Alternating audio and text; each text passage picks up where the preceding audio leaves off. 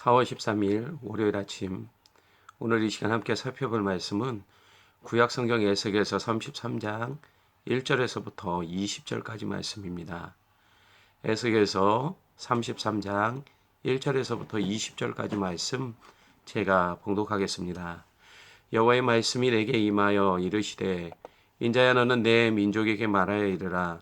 가령 내가 칼을 한 땅에 임하게 한다 하자 그 땅 백성이 자기들 가운데 하나를 택하여 파수꾼을 삼은 그 사람이 그 땅에 칼이 임함을 보고 나팔을 불어 백성에게 경고하되, 그들이 나팔 소리를 듣고도 정신 차리지 아니하므로 그 임하는 칼에 제거함을 당하면 그 피가 자기의 머리로 돌아갈 것이라. 그가 경고를 받았던들 자기 생명을 보존하였을 것이나 나팔 소리를 듣고도 경고를 받지 아니하였으니 그 피가 자기에게로 돌아가리라. 그러나 칼이 임함을 파수꾼이 보고도 나팔을 불지 아니하여 백성에게 경고하지 아니하므로 그 중에 한 사람이 그 임하는 칼에 제거당하면 그는 자기 죄악으로 말미암아 제거되려니와 그 죄는 내가 파수꾼의 손에서 찾으리라. 인자야, 내가 너를 이스라엘 족속의 파수꾼으로 삼음이 이와 같으니라. 그런즉 너는 내 입에 말을 듣고 나를 대신하여 그들에게 경고할지어다.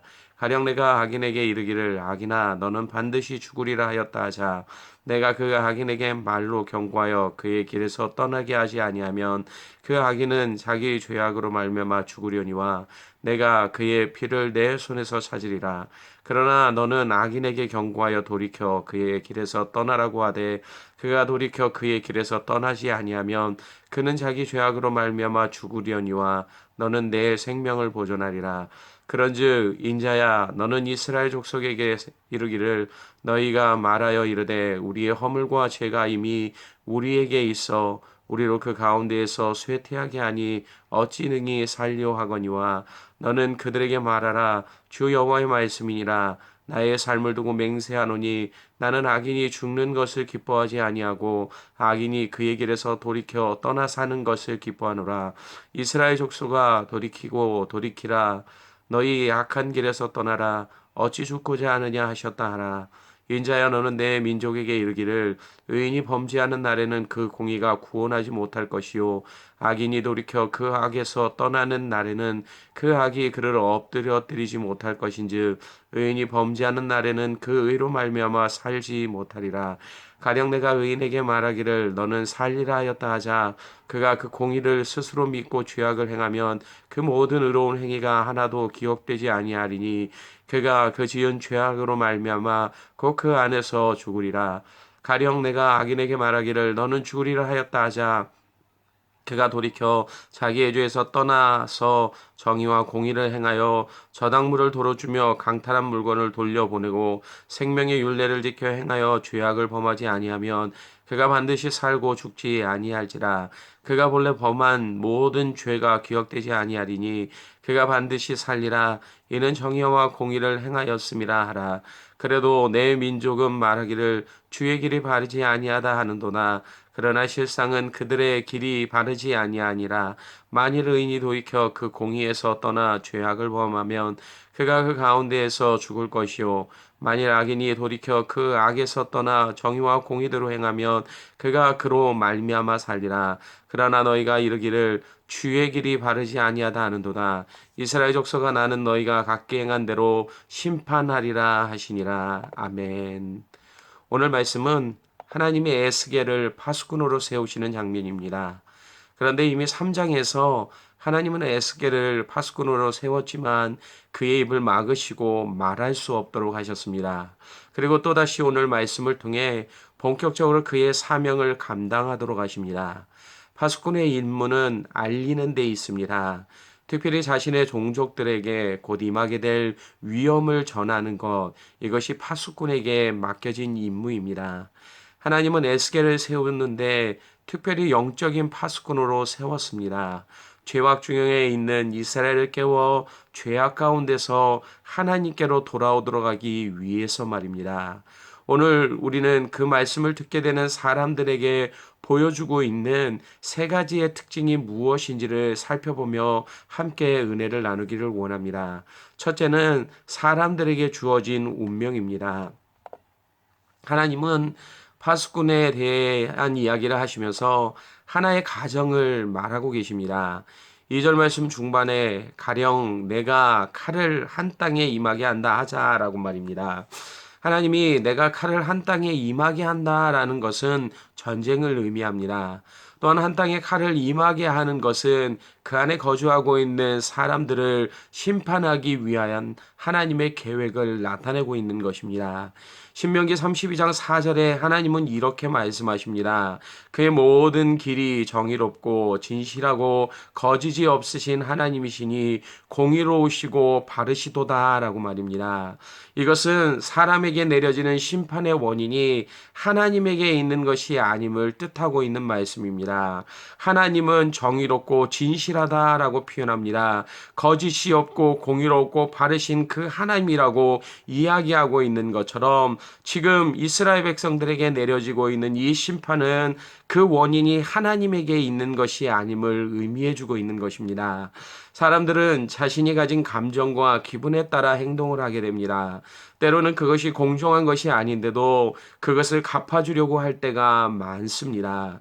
그러나 공의로우시고 바르신 하나님은 그렇게 행동하시지 않는 분이심을 말씀하고 있는 겁니다.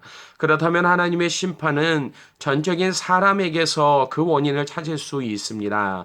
10절 말씀에 그런즉 인자야 너는 이스라엘 족속에게 이르기를 너희가 말하여 이르되 우리의 허물과 죄가 이미 우리에게 있어 우리로 그 가운데서 쇠약하게 하니 어찌 능히 살리오라고 말입니다. 이것이 이스라엘 백성들의 상태였습니다.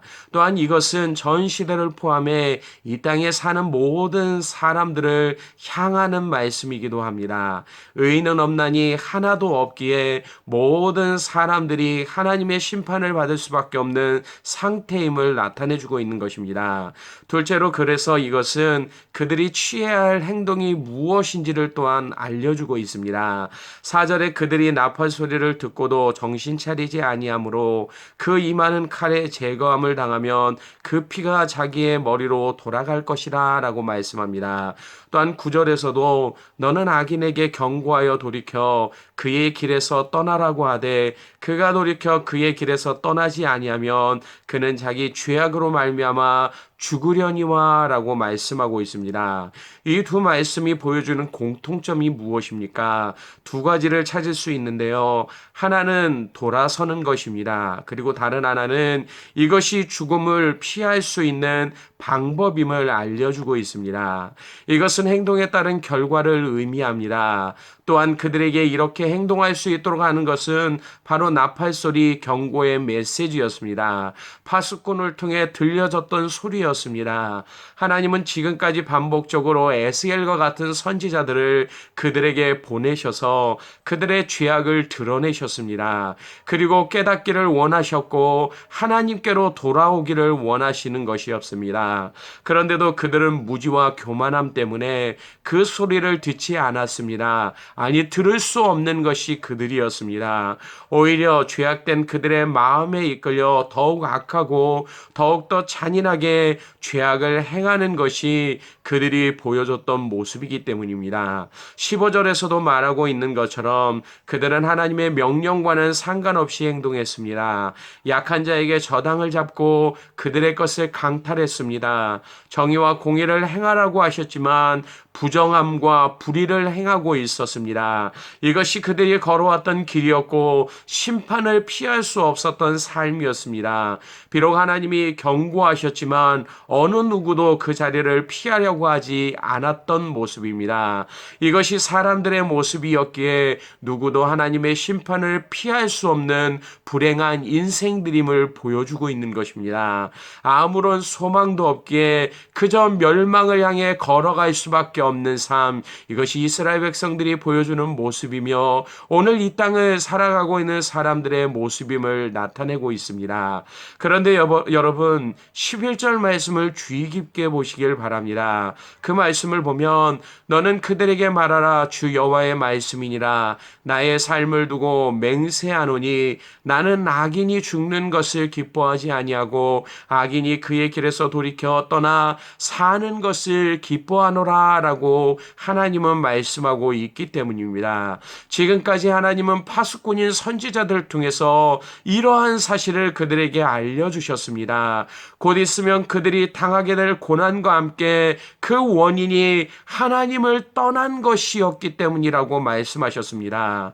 보통 사람들이 어려움을 만날 때를 보면 그 어려움의 이유를 자신이 아닌 다른 것에서 찾으려고 합니다. 또한 이러한 모습은 주변의 여러 가지 이유에 대한 불평하는 삶으로 만듭니다. 결국 문제의 원인을 볼 수 없어서 상황만 한탄하다가 회복할 수 없는 상황에 이르는 모습을 보게 되어지는 것입니다. 지금 포로 생활 중에 있던 이스라엘은 자신이 당하는 고통의 원인이 하나님에게 있다라고 여겼습니다. 마치 하박국 선지자가 하나님을 향해 탄식했던 그러한 모습처럼 말입니다. 주께서는 눈이 정결하심으로 악을 참아보지 아니하시며 패역을 참아보지 못하시거늘 어찌하여 거짓된 자들을 방관하시며 악인이 자기보다 의로운 사람을 삼키는데도 잠잠하시나이까 라고 한탄했던 모습처럼 말입니다. 자신들은 의로운데 어찌하여 죄인인 사람들의 손에 의해 우리를 고통 가운데 버려두냐라고 외치는 것이 이스라엘 백성들의 모습이었습니다. 이것은 지금 자신들이 당하는 고통의 이유가 하나님께 있다라고 말하는 것이었습니다. 그러나 우리가 믿고 있는 하나님 과연 어떠한 분이십니까? 종종 우리는 삶에서 고난을 만나게 되는데 그때마다 여러분은 하나님을 어떠한 분으로 생각하고 있습니까? 하나님은 오늘 자신에 대해 이렇게 말씀하십니다. 나는 악인이 죽는 것을 기뻐하지 않는다라고요. 악인이 그의 길에서 돌이켜 떠나 사는 것을 기뻐하시는 분이라라고 우리에게 말씀하고 있습니다. 이 말씀이 사실이라면 우리가 당하는 고통의 원인이 하나님께 있는 것이 아님을 말하여 주고 있는 것입니다. 때로는 나의 믿음을 보시기 위해 그리고 단련하시기 위해 아브라함에게 독자 이삭을 드리라라고 하셨던 것처럼 나에게도 이러한 것을 요구할 때도 있습니다. 그러나 이것은 비록 당하는 그 순간에는 고민과 어려움이 있지만 결국 우리의 인생에 내려지는 복과 연결되어지는 그러한 일들입니다.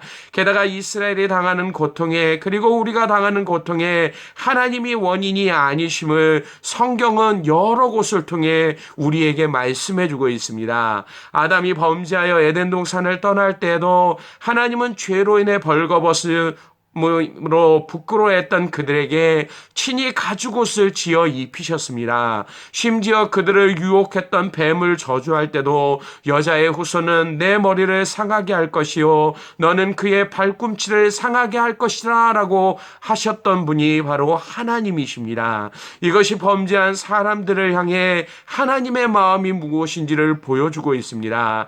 하나님이 에스겔을 파수꾼으로 세우셨던 것도 이러한 이유에서였습니다. 자신의 백성들을 돌아오게 하시기 위해서입니다. 언제나 한결같은 마음을 자신의 백성들에게 보이셨던 분이 하나님이셨음을 나타내고 있습니다. 그러나 무지하고 교만하여서 하나님을 찾지 않는 그들을 하나님은 버리시지 않고 여전히 그들을 구원하시기 위해 독생자이신 예수 그리스도를 이 땅 가운데 보내신 그러한 사랑의 하나님이심을 오늘 우리에게 나타내고 있는 것입니다.